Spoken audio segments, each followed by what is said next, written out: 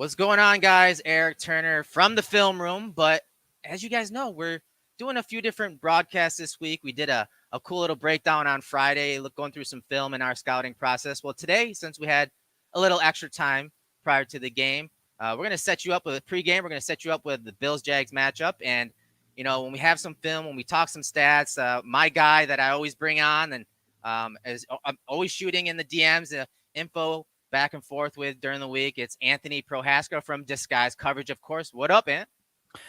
Thank you for having me back again. Very excited. We had a little film freestyle on Friday, back on Sunday to do it as a pregame form. And yeah, I'm excited. I think this is a matchup that, we talked about it on Friday a bit, that this matchup is one I think a lot of fans are kind of looking at as like, oh, the Jags are terrible and the Bills should steamroll them. But there's a lot of intricacies to the matchup that we can take from this as people who cover the Bills and as Bills fans that'll make this matchup interesting in game, but that also can be telling about how teams view the Bills and how the Bills will operate going forward. And I'm also excited because the Bills do it as well, but the Jags do a lot of disguising their coverage. So I'm super pumped to that's work once. that We got to into keep a it. tally, bro.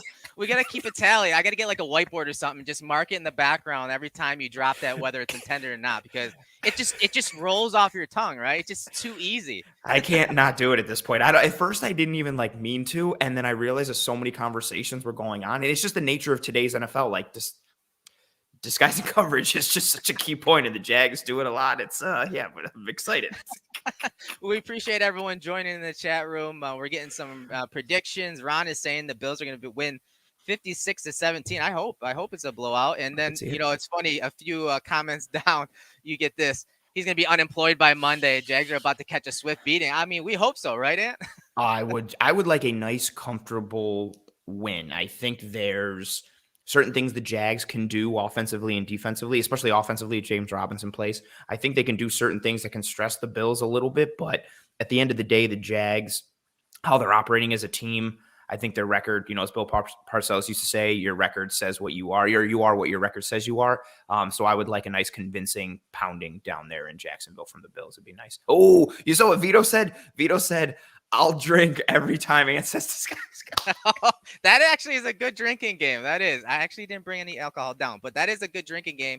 We will keep that in mind. Obviously, if you guys want to play along with that, by all means do it, because it's, again, 2 hours to game time, and we're going to try to do, at least an hour and a half, maybe a little more. It depends how the show goes leading into the game. We got some good stuff to talk about. So, yeah, that's a good game, man, because you will get drunk. I was going to say, you're going to get messed up real quick. Yes, you are. You are.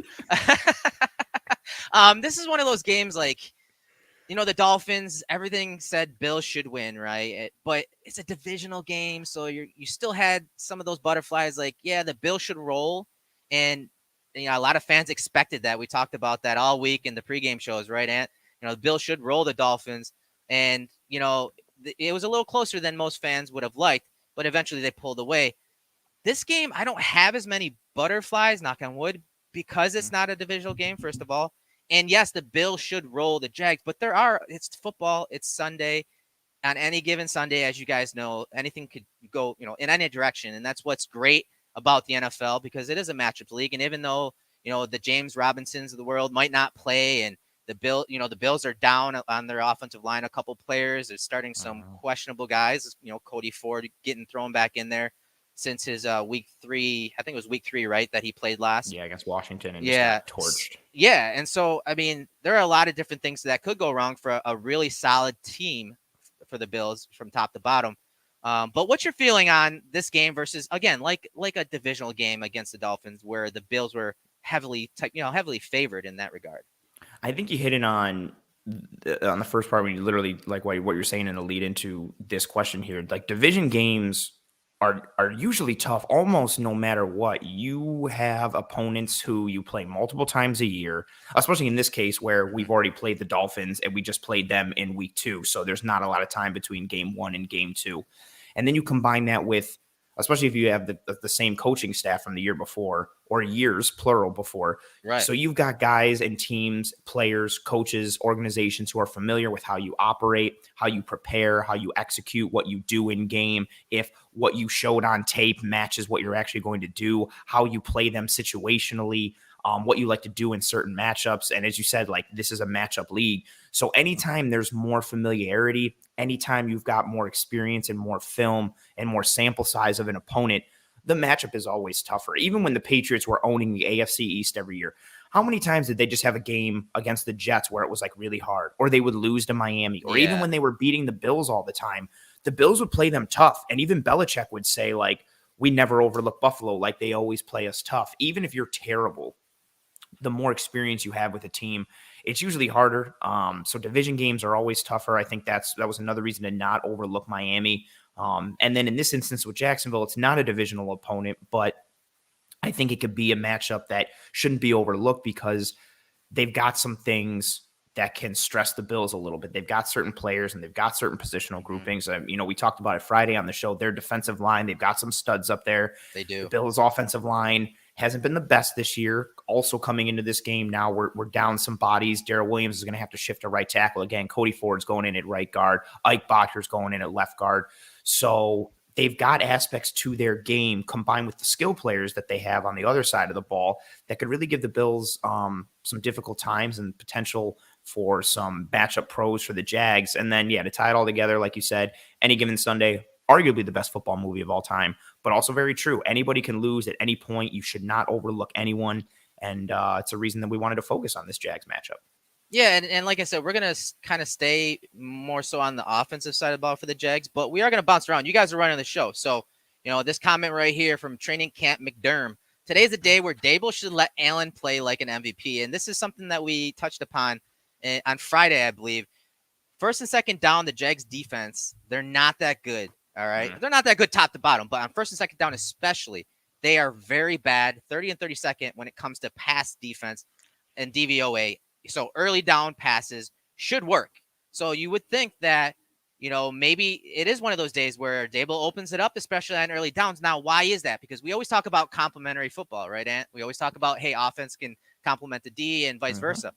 Well, as we're going to talk about today, if the Bills can get ahead, by passing a lot more and getting points on the board overall, that's going to really put pressure on the Jags offense. And they aren't going to be able to lean on a guy like James Robinson. Again, if he plays, he's a game time decision. They're probably testing him out right now as we speak. So if you guys are on social media and, you see something about Robinson playing or not playing, let us know. Should be in the next 20 minutes when actives and inactives are released. So make sure to pop in there and be part producer for the Cover One film room here, pregame show. So, so I think if the Bills can, get Allen rolling, get some points on the board, get ahead, kind of like Seattle did to the Jags last week, it really puts that pressure on a rookie quarterback and against a really good defense who like to disguise their coverage. And you wanted to not say it so bad. Yeah. And so I think that will take some of the weapons and the identity away from the Jags offense. Yeah, anytime you can, just as a general rule of thumb, if you can make a team one-dimensional, that's always a bonus for your defense, let alone this Jags team that has struggled in multiple ways. And even looking from an offensive perspective, I thought this was super crazy. So they're 27th in passing DVOA offensively. They're second in rush DVOA from an offensive side of the ball. Like, James Robinson has done well. Hyde's looked decent in portions.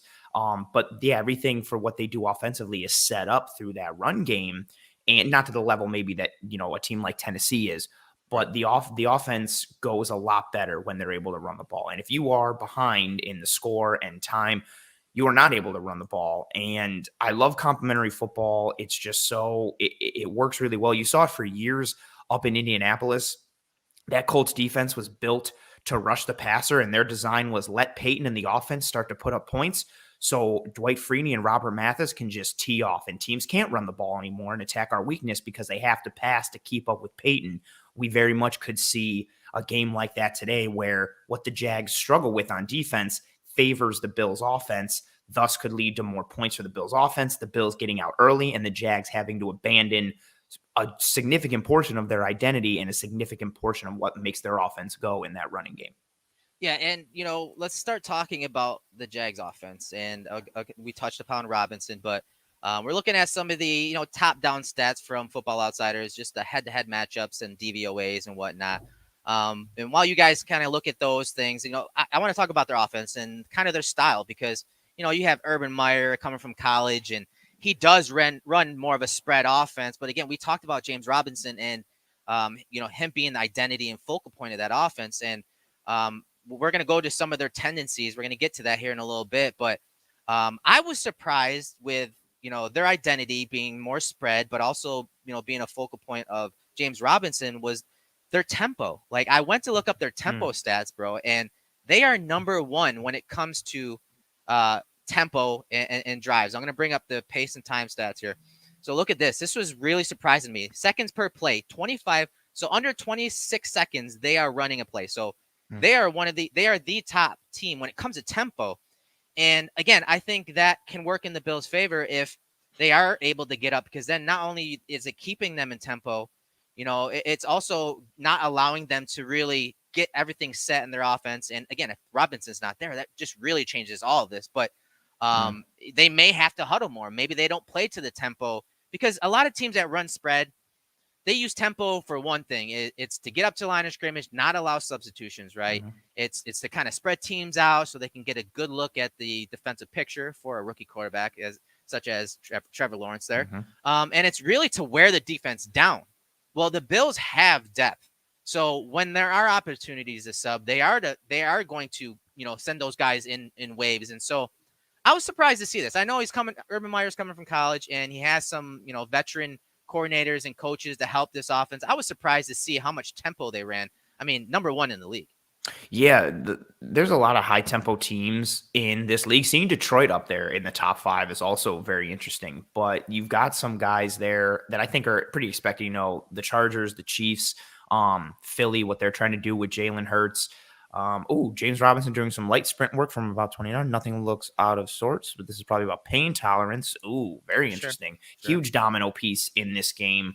Again, I think even if Robinson plays, this matchup favors the Bills, but he is Eric, you and I were talking about it off air, how dynamic he is and how good he is and how he just does like almost everything at an above average to really good level. And he just doesn't get any pub and any shine because he plays down in Jacksonville. And he's also a piece of that tempo offense. You've got a guy in James Robinson who, again, you're going tempo. You're trying to keep the defense off balance. You're trying to wear him down. It's nice to have a running back there that isn't tipping your hand, because James Robinson is very good in the pass game. He's very good in the run game. So you don't have somebody back there where the defense can be like, nah, James Robinson's in, they're running, or nah, he's in there, they're going to pass. He can do a little bit of everything, and it influences what they do. And yeah, as you pulled up another aspect there, seeing the first down rush. Yeah. Yeah. And this is something we look at quite often is, down and type of play for the offense, DVOA ratings currently via Football Outsiders. So as you can see, first down rushes, we talked about it. James Robinson is that dude. Yeah. They are tops in the league in DVOA on first down rushes. And by a huge margin. By a huge margin. Look at that. Yeah, by a huge margin. It's not even close. No. It's double. And even look at the difference then between KC and Dallas. So look at the jump between Dallas and Jacksonville. How huge of a percentage jump that is between first and third. Yeah, it's enormous. And so again, we're going to say Robinson a bunch until we find out he's not playing. But first down, obviously they're really good in the run. But after that, you kind of see like, okay, they're okay when it comes to second down rushes, but really though, they don't have much of a complement to their run game. Everything kind of funnels through James Robinson as it should, but their passing game is really bad. It's not that good. And it's expected with a rookie quarterback like Lawrence, right? Let me get your overall thoughts on him thus far. How is he progressing in your eyes? What's funny? Even before playing the Bills, I had watched a decent amount of Trevor Lawrence tape just because I'm a huge college football guy. So he comes into Clemson, into a powerhouse, and he's almost like the chosen one type of prospect. Like he comes in and he starts basically like right away, and he's just always winning, and he looks almost kind of invincible. And I wanted to see what he would look like in the NFL because I don't remember, maybe Andrew Luck, but Andrew Luck wasn't as highly touted coming in to Stanford early as Right. Lawrence was coming into Clemson. So I wanted to see how this dude that was supposed to be like the guy, I wanted to see what he was looking like. And I think he looks like a rookie at times. There is some inefficiency. There are some things that he struggles with. But as this season has progressed, I think he's gotten better. He's getting better in his progressions, in his reads. He's also made some throws that are just pure like drop in the bucket dime throws that like a top 5 QB in the NFL makes. And that's even without some of his weapons, Chark going down, and they lose ETN, who was going to be a focal point of the offense, and how they wanted to create some mismatches. So I think he's looked like a rookie at times. So James Robinson's out. That's officially. what officially Rappaport just Copy said. that. James Robinson is out. So yeah, now sorry we to focus interrupt on you there, Trevor bro. Lawrence. No, you're good. No, perfect. Go ahead. So now we turn that focus because now they'll Yeah. have Carlos Hyde, but this offense will now go as far as Trevor Lawrence can take them, which is a huge thing. Yeah, and so we'll kind of wrap up Robinson because a good portion of today's show was based on Robinson, but these are SIS stats. Again, first down rushes, we just led with that. He's been their focal point. Well, not having him now is obviously favors the Bills because look at their first down runs for James Robinson. He's number 1 in the league with a minimum of 25 carries among running backs. First down percentage. He was getting first down damn near a quarter of the time on first down runs when teams know this is what they want to do on first down.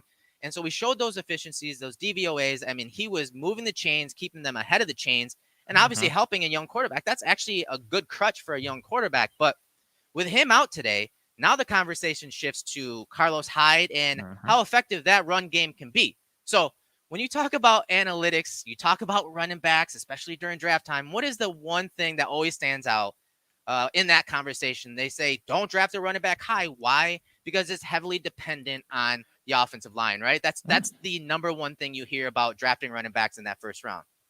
Yeah, you get that so much. And we're very familiar with that this past offseason with the Bills of the debate of like, oh, Najee Harris or Travis Etienne. And is it a tremendous value for, a running back in the first round in general, let alone tying it into what is your offense like? What is your offensive line like in particular? And you're pulling up the adjusted line yards there for Jacksonville, and they're top 5. They're sitting there at 4th. Like, it's a better line than people know. Yeah, so you think about this. Okay, if that's the conversation, if you're going to use those analytics to say, hey, well, guess what? Don't draft a running back high because it's heavily dependent on the offensive line. Well, how are the Jags' offensive line when it comes to the run game? Pretty good, apparently. 4.93 yards adjusted line yards for the Jacksonville offensive line. I like the pieces they have up front. They've invested a good amount of draft capital and money in those guys. Obviously, Norwell is probably the most consistent and experienced player. Would have been great if the Bills could have traded for him. That would have been fun at the deadline. Yeah, that would have been very nice, but also not really smart to do when you're trying to develop a quarterback. But yeah, so you got to see that top 5 in adjusted line yards. They are really good at not getting their running back stuffed. Which, if you look at what that means, here stuffed is percentage of runs where the running back is tackled at or behind the line of scrimmage. So they do a good job. And again, let's frame the conversation because obviously James Robinson's a big part of that, and Carlos Hyde isn't James Robinson. But if you're talking about offensive line, how much of an impact they make when it comes to the run game, you gotta give them a lot of the credit here because they're obviously pretty good, and I think a lot of people don't realize how good they are when it comes to running the ball. Yeah, that 1,000% ties into what we were speaking about James Robinson off air and what I mentioned earlier. Like, it's not noticed down there because they play in Jacksonville, and there's so many other things to talk about with the Jags. How they don't get fans who show up to their games. What up, GC? How they don't get fans that show up to their games. Urban Meyer and all his nonsense, and then Trevor Lawrence comes down there, so he's the focal point. And there isn't any focus on the run game and offensive line. I actually think there would be even less if not for the fact that James Robinson is fantastic in fantasy football. Like, if not for that community, he would get even less shine and less pub. And there is no running back in football that, unless you're Derrick Henry in high school and you were bigger than everybody on the field, there is no running back that succeeds without having at least some semblance of a quality offensive line. And that offensive line in Jacksonville is better than people realize, as is James Robinson. And they just kind of mirror each other in that way. Yeah, and so we shift from adjusted line yards and stuff rates and whatnot, and so we kind of go back to something we talked about on Friday. Do the Jags change their identity? I Mhm. don't. I mean, with Hyde in there, do they change it? Do they still try to lean on the running game? I don't know if that's something that they will do as often because, as you can see, first down runs, 50 attempts for Robinson, 15 for Hyde.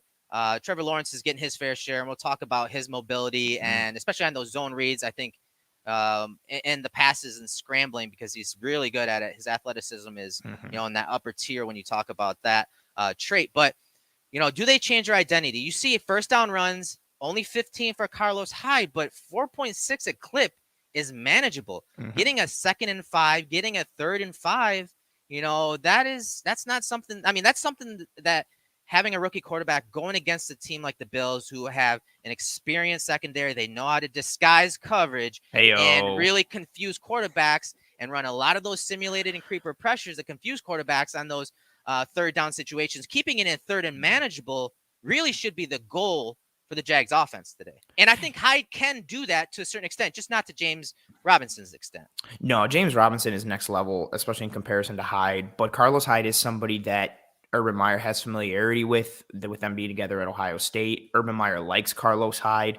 So I don't think he shies away from giving him the ball too much in this, spot replacement duty. And then also, like you mentioned, I think it makes sense for, that's a solid comment. Laviska I Shenault is got some film on fantastic. that. Yeah. Shenault is so good, so versatile.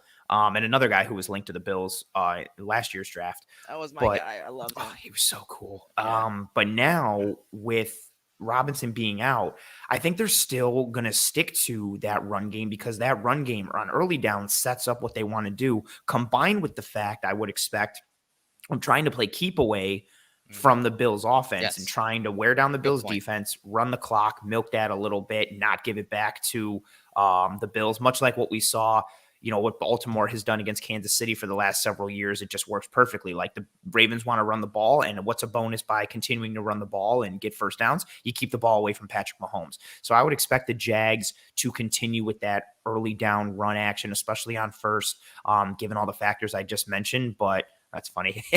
But then also just because it makes sense for what the Jags want to do, given who they are, but also who the Bills are as an offense and as a team. Yeah, and so I went back to SIS and I put first and second down runs by the Jags. Now Hyde has 29 attempts and 4.4. Again, That's a good clip. that's still good. I mean, let's just for And that's also another shout out to that offensive line. Like you've got two yes, running backs with solid yeah. like yards per attempt there. And even Trevor Lawrence is rocking a 4.1. Like granted, there are different runs there, but oh man. There's the Bills versus the Jags running backs on early down runs. So Singletary's at 5.1. Let's see, Zach Moss is one of the lower end, 3.9. Yeah. That was So something I I mean, noticed a lot in doing the yeah, metrics and looking at stuff this week, looking at Singletary and Moss and their differentiations and how they rank in efficiency and how they rank versus light boxes. I expected Moss to be higher with a lot of the numbers and advanced metrics, but yeah, here we yeah. are seeing, granted, Singletary's touchdown run against Miami influences that a little bit, but it's not enough to bring down that No, yards per attempt to a point where, yeah, there's significant separation there with Robinson and Singletary versus Hyde and Moss, or yeah. versus Singletary, yeah, versus Hyde and Moss, and then now you separate it by team there, and Singletary's up there, Robinson's up there, but definitely no slouch in Carlos Hyde. And oh, look at that first down The first percentage. down percentage. I mean, Look at the that's Jags RBs, yeah. That's so legit. again, it does, and like I said, that kind of frames that discussion, right? That offensive line is pretty good, and we saw how the Bills' run defense and the Derrick Henry game is heavily, as you talked about, Singletary kind of influences the Bills' run defense, Mm. especially on early downs. We kind of try to bring back up the stats for the Bills' run defense versus, on early downs, such as Mm-hmm. that Tennessee game. But I do think that you make a good point. Complementary football, keep the ball away, from the Bills' offense as much as you Mm-hmm. can. I think that is a really good plan for the Jags. And as I said, some of those stats kind of line up with that. So now we kind of shift to, not the James Robinson talk, but let's kind of shift back to Trevor Lawrence. Mm. Because again, we talked about, the style of offense that they are and, how good their offensive line is and everything like that. But I was looking at a bunch of quotes this week Mm. when it comes to, and I'm going to bring some of them up here in a second. Let me see. I think I got them up right now, right? Let me Yeah, see. you do. They're up there. Yeah, Yeah, yeah, yeah. he's a spread quarterback that has never Yeah. turned his back. Yada yada Okay, yada. let me just read these. Okay, so these are some of the quotes that came out when I started doing research on Trevor Lawrence. And Urban Meyer said most of these.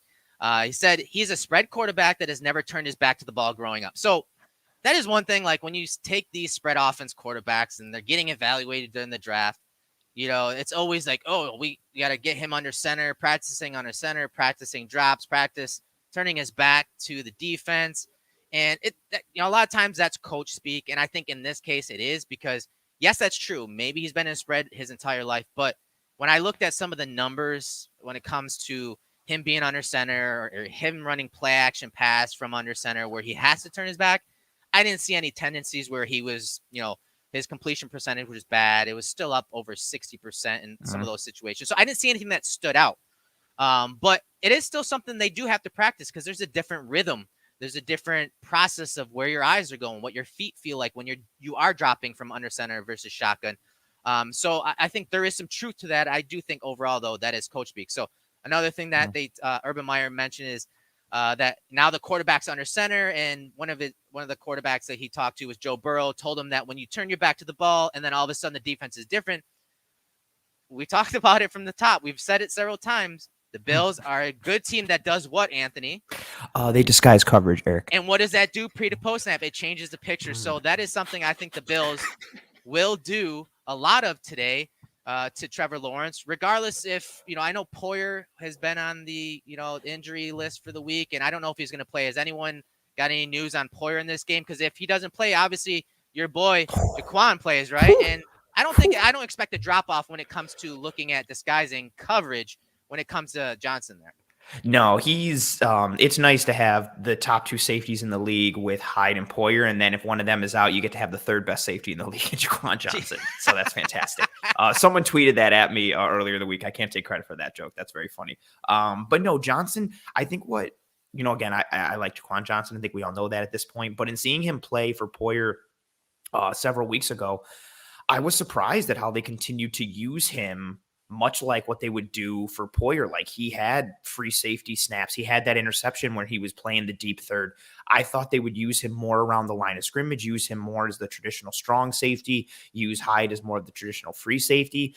Instead, they just kept rolling with what they do with how Hyde and Poyer are and disguising those looks. And again, like we joke about it and laugh, but the NFL is so offensively driven today. It's offense centric. You can't hit the quarterback. You can't hit really anyone ever. You can't touch receivers. You can't breathe on them. You can't look at them the wrong way. It's hard to play defense in today's NFL. So you need to do anything and everything you can to slow down and try and hinder NFL offenses. And a huge way to do that is by disguising coverage and showing something pre-snap and then doing something completely different post-snap, or some of the things you mentioned earlier with creepers and simulated pressures. Anything that you can do to try and gain an advantage, to make that quarterback maybe take another half a second to think about that throw, or maybe throw him off kilter and he thought it was going to be man and now you're looking at zone, or he thought it was going to be cover 3 and instead you're dropping into a cover 2. Like anything you can do to slow down or influence the rhythm of an offense, you have to. The Bills are very good at that. It's one of the reasons why Hyde and Poyer are so tremendously important to this Bills defense. And yeah, to tie it all back, I really thought that look to, disguise coverage would be hindered when Jaquan Johnson went in, but it didn't in that one game. And if he steps in today, it'll be something to keep an eye on, but we don't look to have too much drop off. Yeah. And, we're talking a lot about, disguising coverage and shotgun versus under center. I want to look at this real quick. Let's go to Sharp Football Stats because it's something that they also track. And Poyer's active. He is active. That's Kyle good. Salagi just told us. Thank you, Kyle. Awesome. Kyle, thank you. You should be in here with us, but thank you. I want to look at, let me bring it up. Man, I'm not watching now. Jaquan Johnson's not playing. I'm out. Forget this game. I'm out. Bye, guys. I just leave. So here are the shotgun rates from Sharp Football Stats here. Hopefully you guys can see that. Let's get this banner out of the way. All right. So as you can see, Jacksonville is probably about halfway down. So they're at 64%. So you heard me talk about, they run a spread offense, but They also have to complement their running back, and they're also Urban Meyer they're trying to Mm-hmm. develop this quarterback, right? They're trying to Mm-hmm. develop Trevor Lawrence, and it's something that we saw with Josh Allen when the Bills drafted him early in his career. They had him under center a lot to make him, feel comfortable. It was kind of Mm-hmm. different because Josh Allen played under center a lot in college at Wyoming. He ran more of the traditional type offense at Wyoming, so it's a little different than Lawrence here, but you can see they're about halfway down the list. There's 64% of the time Mm-hmm. they're in shotgun. So it's not as much spread or shotgun as you traditionally see, or for that matter. But you if you look at some of the run rates, let's see if I can bring Mm-hmm. it back. If I go to under center and I sort it there, it kind of goes back to James Robinson. If you look Mm-hmm. at Jacksonville, where are they at, guys? Right there, 76%. So Yep. when they're under center, 76% of the time, they are doing what? They are running the ball. And that's because of James Robinson. His Yeah. style fits better, I believe, coming when he's on the dot. When he's behind the quarterback, he's set 7 yards behind the line of scrimmage behind the quarterback. I think his best use is on those zone runs, whether it's inside or outside from under center. Now he's very good still on gun or spread looks and running inside zone, but as we talked about on Friday, and you're more limited on what you can do out of those spread sets. Am I wrong? No, you are not Yeah. wrong. When you get into those spread sets, there's only a certain amount of things you can do from an offensive perspective, both in terms of the run game and in terms of if you pass from a pass protection standpoint. So it allows the defense to clue in a little bit more on what you're doing. And I love what you mentioned about how James Robinson is better coming out of the dot than he is lined up next to the QB or something like that in shotgun looks. I don't think. Oh, Kevin with the update there saying Cole Appreciate it, man. Beasley's in. Thank you very much for that. I think there's a big we talked about it a little bit when we talked about the safeties for Jacksonville Friday, when we talked about coming from depth and making tackles, coming up from a deeper safety spot. Mm. There's so many aspects to football that I feel like people don't necessarily think about or maybe might not know. And one of them is, it's a much different thing for a running back coming from, 7 yards deep in the eye, making your reads, getting the handoff and going from there versus lining up next to the QB. Everything from your footwork to your pacing to the way you step and receive the ball to the way you read the offensive line and the defense to where your head positioning is. There's so much that changes, and it may not seem like a lot. If to the casual person watching the game, you're thinking, well, a run's a run, a handoff's a handoff. And it's not. So yeah, seeing that under center aspect, it favors what James Robinson does. And with him being out, you could see potential changes to that metric. What's your thoughts on this question from Jason? Why do you think we keep going with Vernon Butler instead of Zimmer? Does it have to do with run stopping ability? That's a You tough know, one because you know what? Like Zimmer's grown on me. I thought he's yeah. impressed me and progressed and improved from last year. He was getting blown off the line of scrimmage a lot last year. You just think back to that Chiefs game in Week 6 last year. He was getting blown off the line of scrimmage, but he offers that hustle and he has the versatility. He just doesn't have the natural size of a Yeah. Vernon Butler, but I'm kind of surprised at this point. Like, the last couple of weeks when they had elevated Butler, I was surprised, especially over Zimmer if he's healthy, because I think Zimmer is just he's outperformed Butler. I mean, when you compare him side to side. Yeah, I understood it a little more the past couple weeks, especially last week with the idea of, Greg Thompson put it out there like, maybe try. I don't know if that necessarily happens in a regular season game, but the idea of like, oh, showcasing this person and maybe put him on the trade block and trade him like Yeah, type yeah, of yeah. thing. I was like, That's a good okay, like point. I can buy that. That's okay.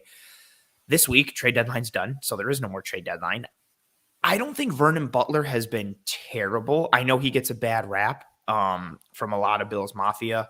I don't think he's been terrible, but I personally, I think like you, Eric, I would prefer Zimmer over Butler just from a pure hustle standpoint and the versatility that he offers up front. I don't think Butler has been bad. I don't think he's been good enough to consistently start him over Zim. My thought would be, yeah, I'm guessing they're going with the run stopping ability because he is a bigger body, because, he can two gap a little more and just eat up space. My only problem is I don't think he necessarily plays like a bigger body all He the time doesn't. and takes advantage of that size. So if you're Mhm. thinking like, well, he's the bigger body, take advantage with the size, I don't think he uses that size and that bigger body. But I mean, I don't know. We're not at practice every week. Maybe there's something that Zimmer isn't showing and that Butler is, and they feel comfortable going back to him. I personally would like to see Zimmer starting over Butler, even just from a pure hustle standpoint, but I also think he's executing better. But lo and behold, Yeah, here we it's are. odd. It's odd, man. I wasn't Again, expecting it this week. I thought last week, I was like, I agree, trade deadline stuff, cool, boom, done. I was not expecting this now. yeah, and I'm trying to bring up the run stop percentages here between the two so we can get a look. So Zimmer has a 7.1 run stop percentage per Pro Football Focus. Where's Butler at? Oh, he's Right right above above him him at at 2.8. 2.8. So, I mean, we're talking 37 snaps versus 43 snaps. So, very similar Super snap similar in count, sample size. Yep. So I don't know. Maybe is it the what do you think? Maybe it's the pass rush because I've thought and I remember when Zimmer was playing, he had a better pass rush Oh, productivity rate. agree. Now maybe that's changed over the last couple of weeks, but I think overall, I think Zimmer encompasses what the Bills want at defensive tackle and really from a DNA standpoint. But I thought he has outplayed Vernon Butler and even pass rush productivity right here. You see all positions. You Yep. go down the column here and stick with Buffalo. Justin Zimmer is at 4.4 and Vernon Butler is just at 2.1. So I don't know, I man. don't get it. 9 total pressures versus 3.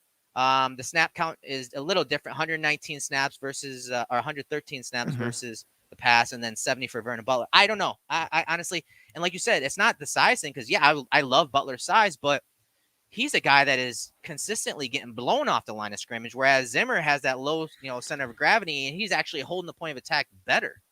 Yeah, that's the thing. Like there were some plays that Butler made last year against Pittsburgh, against San Francisco, where he just blew up dudes and penetrated big time. And it was like, okay, that's pretty awesome. But I I haven't seen that ability. Oh, Bills legend Jacob Hollister, Yeah. inactive for this game. Yeah, I just haven't seen it from Butler. And there's if you're pointing to his size and his frame as the prototypical, like, okay, run stop or like eats up this or takes up Mm-hmm. space, I just don't see it from an eyeball standpoint and from a metric standpoint, like you just pulled up. And yeah, if we're looking at what they've done as a whole, I thought the point of attack comment you made just now on Zimmer was fantastic. We saw it even as recent as this preseason, him using that low center of gravity and not getting blown off the ball. You can tell that he worked on that this past offseason. Then when you combine that with his ability to take good angles of pursuit and hustle, I like him much more than Butler. I think it's a very interesting piece. Or also, who knows, too, maybe, I mean, I know the Bills haven't been the most straightforward when it comes to injuries. Maybe Zimmer picked up a knock and they're not listening, and so they're giving him a couple extra snaps and a couple extra weeks while they're playing some, in theory, lower level of opponent. Maybe there's something else behind the curtain that is playing a role here, because from a football standpoint and from a metric standpoint, I don't get it. Yeah, I don't either, man. Honestly, I really don't. So we're talking about the Bills' defensive line and Butler being in there rather than Zimmer. But let's kind of flip back to the Jags offense and how maybe the Bills start to game plan versus Trevor Lawrence, because we talked about we're probably going to see some simulated pressures. Now, do you think, given he's a rookie and given how he has handled pressure the last couple of weeks, or I'm sorry, let's start with the turnovers. He had a bunch of turnovers early, okay? And the Bills are very good at doing that. But he's gotten better the last few weeks. The last 3 or 4 games, he hasn't turned the ball over when we talk about interceptions. I think he's got, 8 or 9 right now? And three fumbles, and all 3 of them were lost. So he does have, some turnovers. Is that something that the Bills are hoping to get again today? I know the answer is yes. That's obvious. But how are they going to do that? Because that's why you come here. You want that context. You want the why answered. What are some things that you believe that the Bills can do to Trevor Lawrence, who has played better and has protected the ball? It's been his priority the last month or so. What are some things that they can do to Trevor Lawrence to get him to turn the ball over? You mentioned several of these things I'm about to say. You mentioned them offline when you and I were talking. So it comes from my brain and also significantly from yours. I think they're going to show those simulated pressures. I think they're going to do a lot of that, mugging that A gap and showing Milano and showing Tremaine Edmonds and then dropping out of it or maybe bringing one of them. I would expect to see some simulated pressures. We've seen it a decent amount. But and also just want to put it out there just in case people don't know what that is. So simulated pressure, you're still rushing 4, but you're taking a traditional rusher like a defensive lineman and dropping them back into coverage. And then the 4th rusher taking their place as like a linebacker or defensive back or somebody. So you're still rushing 4, but not a traditional 4. The Bills have done that a decent amount this year. They'll drop Gregory Rousseau. They'll drop Jerry Hughes. We've seen Mario Addison drop, and actually Mario Addison dropped really well on that Tremaine Edmonds interception that we broke down from several weeks back. So I think you're going to see simulated pressures. I think they'll show blitz and bring it, show blitz and not. I swear I'm not doing it on purpose. I think you're going to see a lot of disguise coverage, showing one, and then dropping into two, showing two, coming down, rotating and rock and roll those safeties in terms of who comes down and who stays back. I think you're going to see a lot of that to try and give Trevor Lawrence, again, it's all in the name of giving someone looks that they're not prepared for or making them think A, and then all of a sudden you bring B. Because again, this is a guy who has 9 interceptions. He's had some fumbles. With James Robinson being down, it's easier to kind of attack this offense a little bit. So I'd expect to see a lot of mental games and attack mindset from the Bills defense. Yeah, and we're looking at some of the PFF stats of Lawrence this year versus pressure, whether he's kept clean, under pressure, not blitzed, or when he is blitzed, and how he reacts to those plays. And he hasn't been blitzed all that much, 26.8%. And he's got 3 touchdowns, 3 interceptions, and you can see the completion percentage does drop a little bit when he is blitzed. And so, he's an athletic quarterback. He's a guy that can extend plays when teams do blitz him. So I don't expect, not that the Bills play a lot of it, but I don't expect them to play a lot of man coverage, even though I think they could match up really, really well in that department. I don't expect a lot of man coverage because then again, it puts a lot of pressure on the front, the rush up front, whether they're bringing 4, 5, or 6. But it also puts pressure on the linebackers and guys that are underneath, that when those running backs and tight ends do go out in the routes, it can clear things out for a guy like Trevor Lawrence, whose athleticism, I mean, it's well documented. The guy is a really good athlete at his size. Yeah, for sure. And especially with their what they like to do with him, they're 6th in usage percentage in terms of design rollouts for Trevor Lawrence. They like to get him on the move. They like to change his, viewpoint and use that athleticism to take advantage of his skill set and kind of put defenses in a bit of a bind in precarious positions. And just from a traditional standpoint from the Bills, I think they do like to go more zone. I think they'll sprinkle in man when they need to, but I think more man coverage is used for specific matchup based. In a perfect world, I think for McDermott and the Bills D, they're just going to rush 4 and play zone behind it. And I think this is a matchup today that favors that, exactly to your point, especially with a mobile quarterback like Lawrence, who I think that's also a point too. I don't think people talk about it enough. His athleticism, he's a genuinely really athletic dude. He can throw on the run. He can run it himself. If you look at his Clemson tape, he's taken some zone reads to the house, like for 50, 60 yards. He can get after it in the run game himself. Yeah, and look at this play right here versus Tennessee. Eyes are downfield, play action fake. He's looking down the field. These guys are running seam routes. He's getting outside the numbers. He's going up the seam. So he is looking to that side of the screen, play action fake, eyes downfield, and he feels that pressure coming from his left as Landry, I think this is Harold Landry right here, dives inside there, spikes inside, and it's a really nice pressure here, but it's picked up rather well. And watch him escape this pocket, gets outside, and then has the athleticism to not just make the throw on the run, but let's slow this down and look at him square his hips on the run there. Look at that. That is really good work. With Jeffrey Simmons bearing down on him right in his face. Exactly. And I'll bring it to the all-22 angle just to give you a good look at what's happening down the field.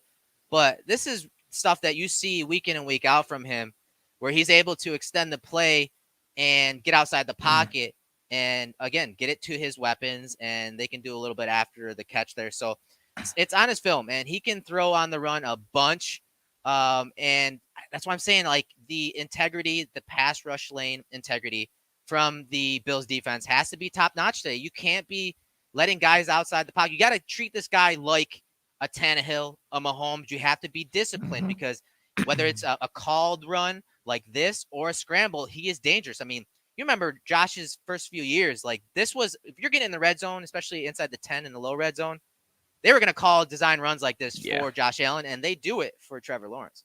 Yeah, and he takes advantage of it with his athleticism and his mobility. I loved your point about the rush lane integrity. I think today is more of you're seeing this trend more in the NFL today anyway, but I think today is more of a compress the pocket day than it is like an upfield rush and get around the edge type of day. You do not want Trevor Lawrence escaping. You do not want him taking advantage of his legs. And this is a really nice, look how he sets this play up like a running back. Like he sets up Rashad Evans and then puts his foot in the ground and cuts back to that open side. Like he doesn't sell it early. He's got good vision. He's got good pacing. Look at, he attacks it straight on. He makes Evans commit to set that block up. Evans is number 54, and then easily cuts right off and walks into the end zone completely untouched. Like, yeah, look how he makes a safety commit too. Like, they're both taking angles because of how he's selling that run. That's not, I don't want to say next level, but that's a solid. No, that is next level, especially for a rookie.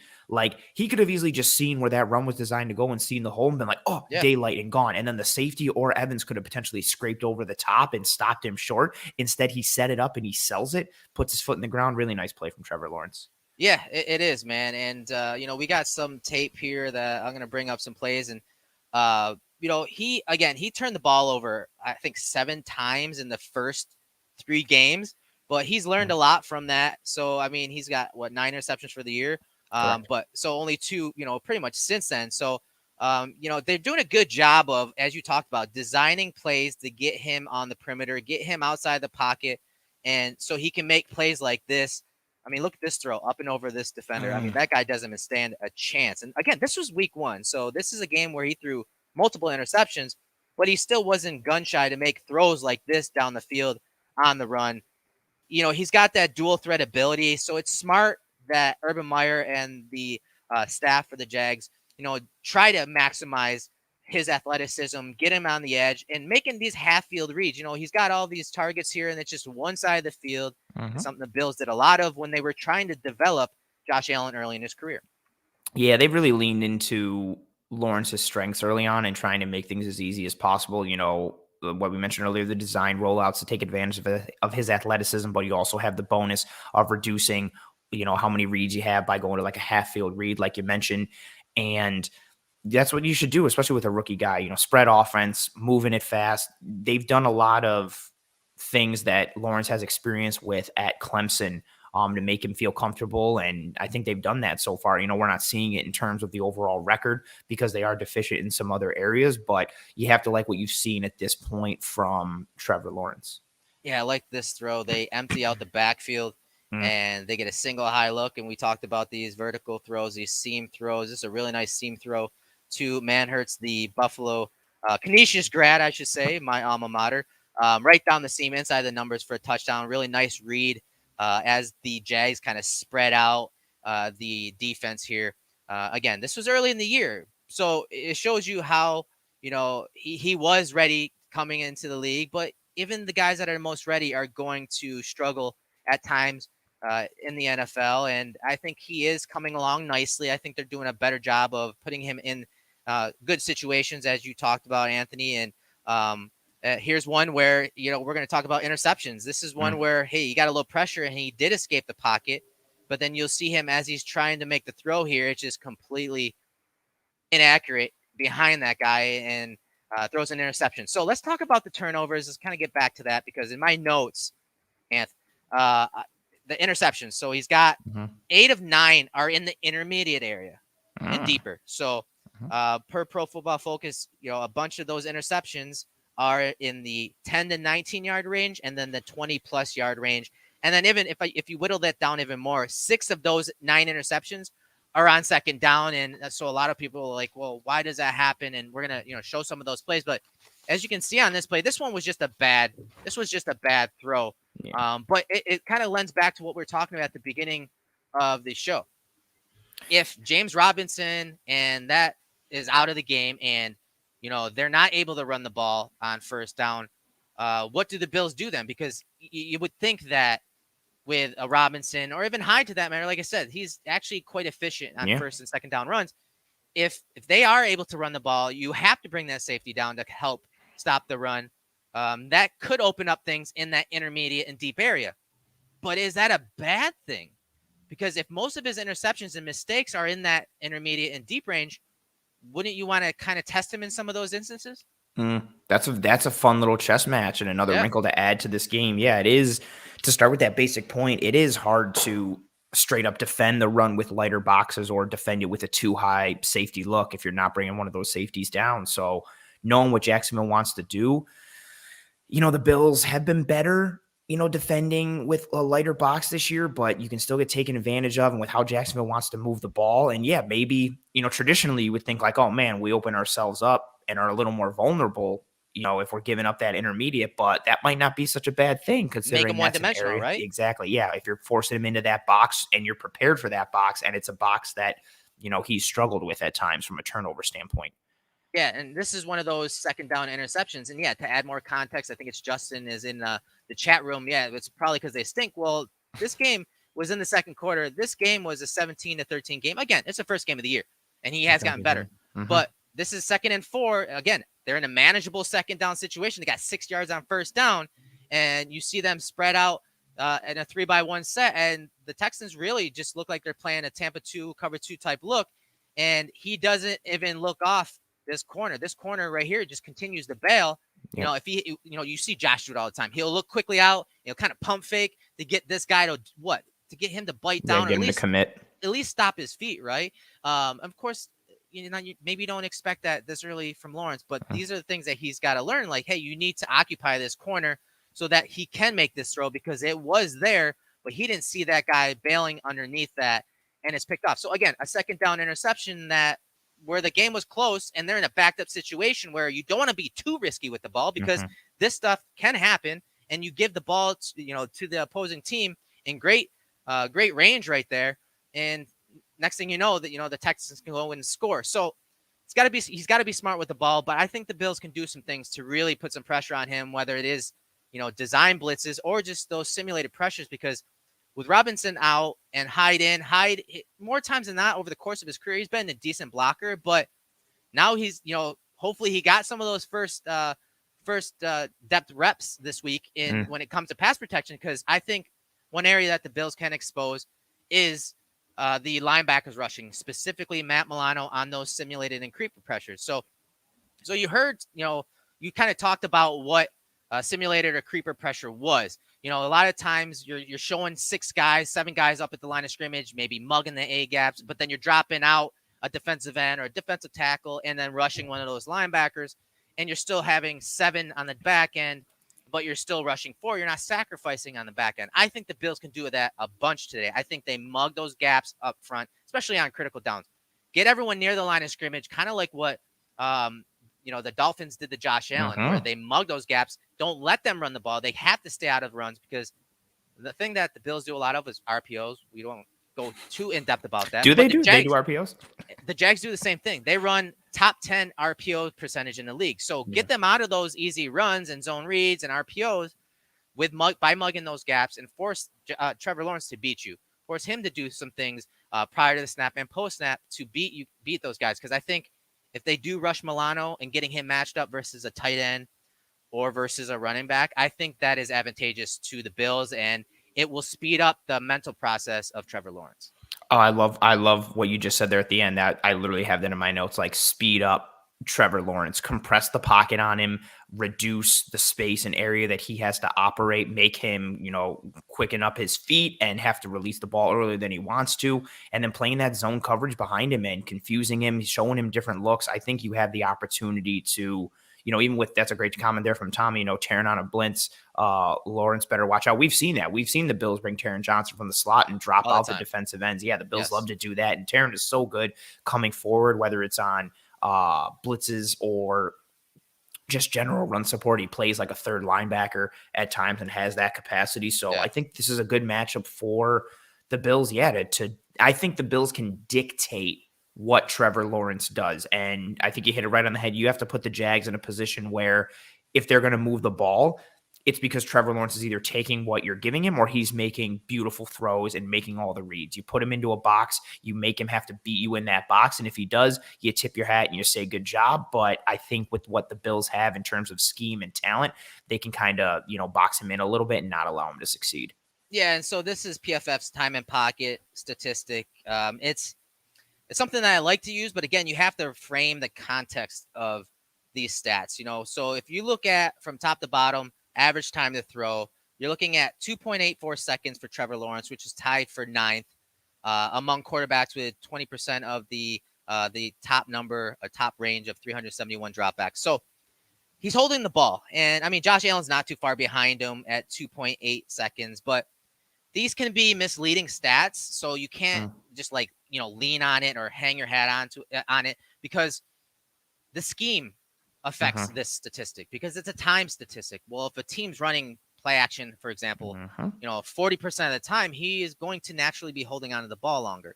So as we kind of looked at earlier, if we kind of shift, okay, so 2.84 seconds for Trevor Lawrence, and on throws that are, let's see, let me scroll over a little bit, less than 2.5 seconds, he has a 4 and 2, so 4 touchdowns, 2 interceptions. He's completing 74% of the time on passes that are 2.5 seconds or less. So if it's quick game, those RPOs, he has a really good idea on where to go, and maybe it doesn't always get the first down, but he's completing it. He's getting the ball out of his hand. He's not taking those big hits. He's comfortable with that because they did it a lot at Clemson. Yep. 100%. So again, yeah, when we talk about speeding up Lawrence, we want to get him out of rhythm, get him off that first read where he's not able to complete those 74% of his passes in the quick game, in the RPO game, muddy up some of those looks with, by disguising coverage, doing some of those things where, they're not sure where that fourth rusher is coming from in Matt Milano, Taron Johnson. He's like, okay, they're spinning the safeties. Who's coming now? Oh, Taron Johnson's coming off the edge. Well, guess what? My first read wasn't there. Now I got to go to the other side of the field. It's a different coverage. I'm holding on the ball longer. I'm getting hit. They're creating sacks. Those type of things are there for the taking against a Trevor Lawrence, who, again, I think he's a good quarterback for his age, and he's mature for his age. He's played a lot of games in college, and he's had a good experience thus far learning and developing in the Jags offense. But he's one that still, is prone to, hey, you know what? I'm not sure exactly what I'm seeing. I need to rely on my legs like Josh Allen did early in his career. And I think that is an area I think the Bills can really exploit. And so if they do get to him to, whether it's because of coverage, to hold on to the ball a little bit longer than 2.5 seconds, you see what happens. He has 7 interceptions. So confusing Trevor Lawrence to hold on to the ball more than 2.5 seconds, that is something that, again, the Bills can do with those creeper and simulated pressures. They're not sacrificing coverage. They're not blitzing and playing man coverage and letting him escape the pocket and create those plays down the field against man coverage, or just, extended plays. We saw Tannehill do it a bunch last year where, no one was open. He was just running it, extending the play, breaking contain, and making some plays with his legs. We don't want that with Lawrence. We want to confuse him. We want to get him to hold the ball at times as well. And you can see when he does, he's making mistakes. 7 interceptions when he has to hold the ball on, more than 2.5 seconds. Yeah, and that's all indicative of several of those things you mentioned. If he's holding the ball longer than that, that means his first read isn't there. That means he has to go through his progressions, or he has to look for his guy to clear and find another hole, or find the window to sit down in, make a different throw. And in that entire time, you've got pass rushers that are coming after you. So it just, and anytime you can get him off of that first read, especially with how they like to use RPOs, ideally in an RPO world, you're reading that one guy, and if you're not handing the ball off, the ball's coming out and you're throwing it. What can really screw up an RPO is if you make him have to go off of that first read and make him hold on to that ball, look for a second, or again, wait for that defender to wait for his receiver to clear a defender and get into the next window or sit down in the zone. So anything you can do to get him off of that initial plan and pace, which is a recipe for defenses against any quarterback, but especially a rookie who is without his best offensive weapon in James Robinson in this game, a rookie that has a better offensive line than people realize. So getting him off that first look, again, you're doing anything and everything you can to make life difficult on him. And if he beats you, cool. If his first read is taken away and he goes through his progression and he hits number 2 or he hits number 3, again, you tip your hat and you say, well done. But the odds of that happening consistently are lower, and especially against a Bills defense with solid scheme, solid coaching, and solid talent on that side of the ball, Lawrence is not good enough to consistently win if he's got to go to number 2 and number 3 play after play. Yeah, and so we're looking at some of the SIS numbers of Trevor Lawrence. So this is overall 293 dropbacks, 270 attempts, and let's take a look at just some completion percentage numbers. So right now, 59.6%. That's actually not that bad for a rookie. Like that's fine. You're pushing 60%. That's fine. Touchdown percentage, 3%. Interception percentage, 3.3. I don't think any of these numbers are all that bad. But one thing I saw, kind of pop out to me when I was looking at some of the advanced statistics on Trevor Lawrence is man coverage. And we talked about it a little bit. And so 293 total dropbacks. He's only seen man coverage 66 times. and which is why they run as many RPOs as do. This is like the Uh-huh. same conversation we have with Josh Allen and the Bills offense. Like, you don't want to play man versus the Bills receivers, obviously 10 times better than what the Jags have. But they're not doing it a lot to Trevor Lawrence as well. So you have 66 of those attempts are versus man coverage. Look at the completion percentage, 43.9%. That is not good.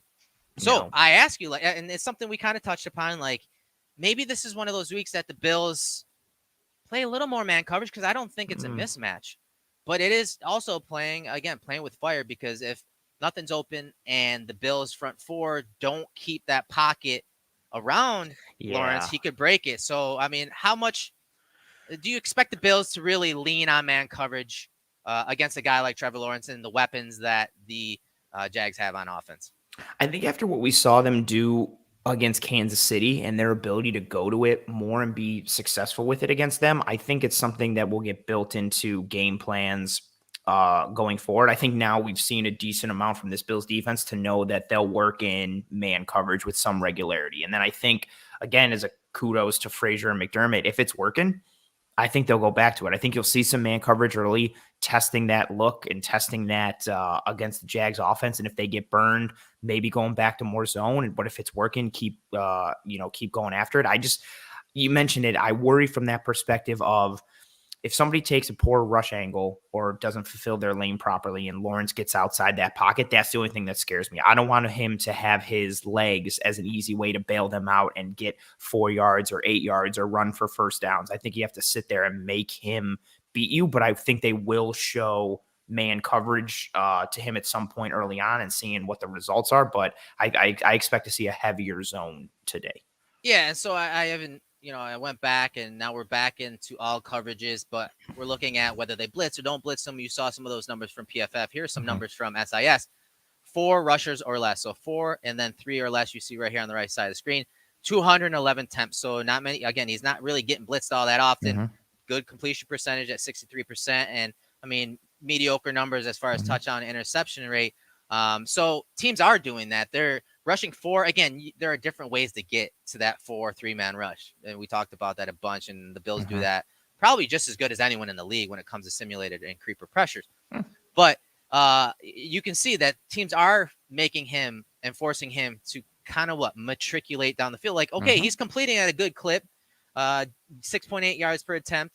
He's not getting, he's not getting in the end zone all that often, but he actually is doing a decent job of, getting the ball to his receivers and running backs and tight ends. So yeah, I don't know about blitzing him all that often. I would just, again, kind of play your game. And I think that's what the Bills will lean on. They know who they're up against. They're not going to be throwing out some exotic game plan and even, I don't want to say wasting some of these looks for those bigger games, but I do think they will play a little closer to the vest, rely on their personnel being better than the Jags offense and defense, relying on their coaching to be better, whether it's game plan or adjusting on the fly from drive to drive, half to half. I think they will keep it close to the vest in that regard because they believe in their players, they believe in their system, they believe in their coaches, they believe in everything from top to bottom that they are a better team than the Jags.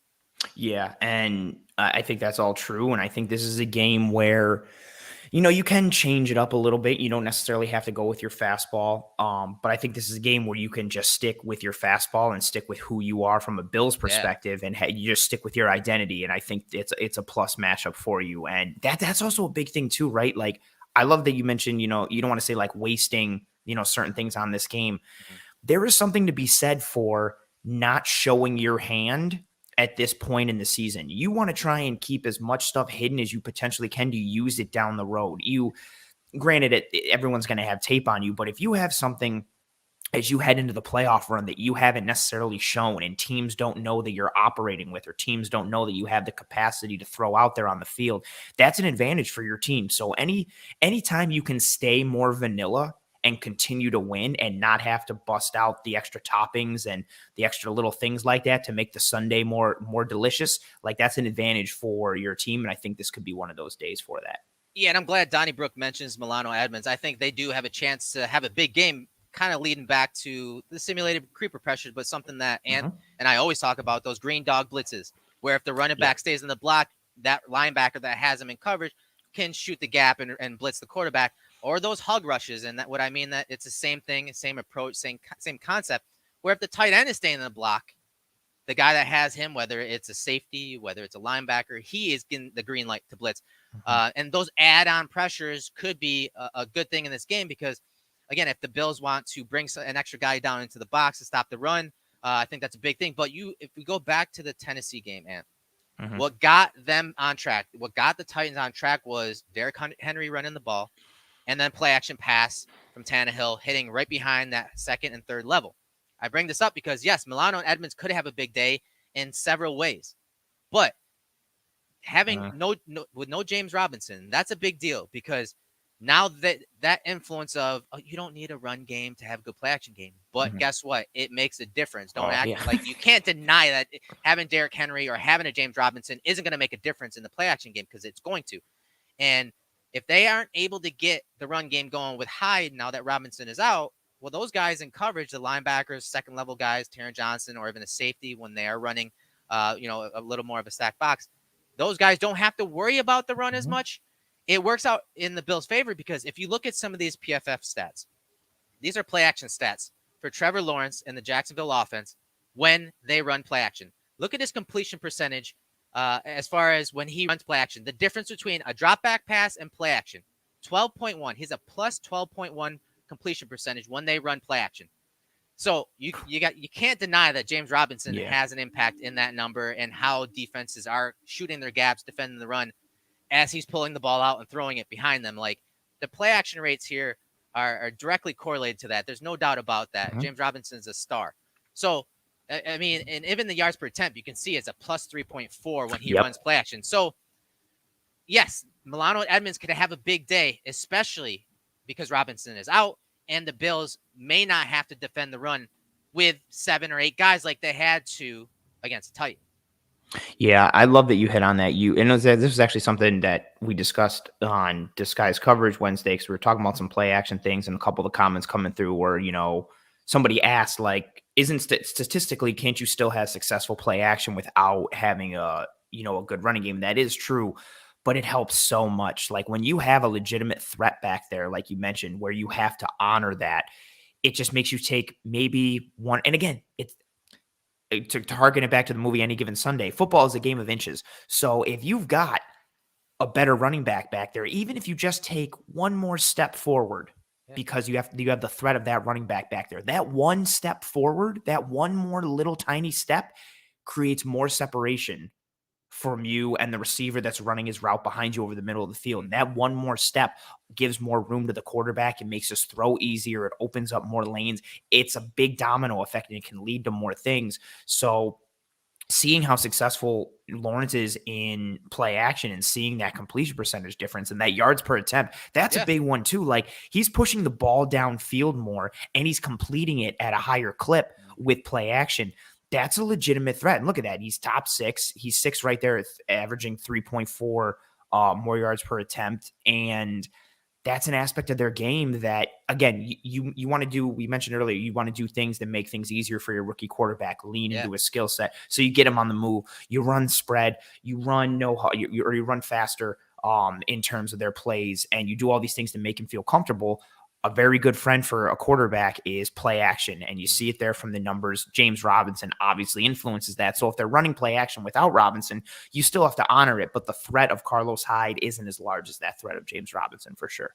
Yeah, we're going to look at Josh Allen real quick just to kind of give you an idea. Like Josh has run 94 passes off play action, and he has a negative 3.8 completion percentage and only a 1.5 yards per attempt plus. So, but he's explosive. Look who leads in touchdowns in play action. So, again, you take stats with a grain of salt because they don't tell the entire story. What it comes down to is on this play, and this for Josh Allen specifically, is hey, he's getting touchdowns, and I imagine more of them are in the red zone. So yeah, I mean, it is something with no Robinson. How much play action that they use versus the Bills is going to be interesting. They use it 26.4% of the time on the year.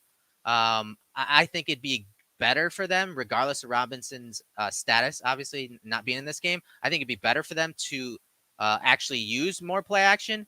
Mhm. whether it's from gun or under center. I don't really care. Just because it allows that offensive line, which is sort of a strength for them, to get their hands and mitts on that defensive line of the Bills. And if they don't, if they're just doing normal dropbacks, I think the Bills have the wave of players and a varying set of skill sets among that defensive line pressure and, second and third wave players that can really throw some change ups to the offensive line of the Jags. So I do think using play action against the Bills this week for the Jags would be a better route. But again, maybe Mhm. they don't want to. Maybe they don't want to run as much because they don't want him to have to take his eyes off, Mhm. secondary that the Bills are changing pre to post snap. Maybe they don't want that. This is why football is awesome, Oh, because so fun. we can literally sit here and argue one point and then look at some other stats, look at some other film that will argue the opposite point. That's what makes this game so difficult to game plan for, to play. I mean, from top to bottom, what makes football great. But any last thoughts, Anthony, before we get out of here and go watch a little pregame ourselves to settle in for the game at 1 o'clock versus the Jags?